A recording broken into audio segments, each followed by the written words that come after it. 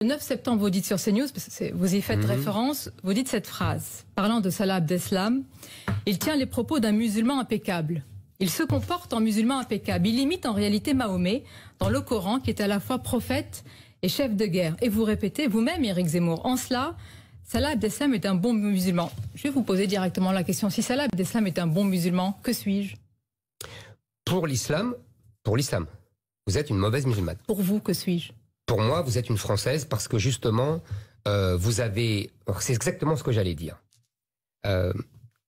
On remarque toujours que je ne distingue pas entre l'islam et l'islamisme.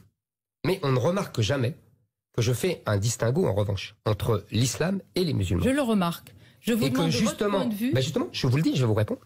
Donc, qu'est-ce que c'est le distinguo? C'est que l'islam, et vous le savez comme moi, est une religion de la théologie politique. Et en plus, c'est une civilisation, c'est une nation, c'est une Oumma.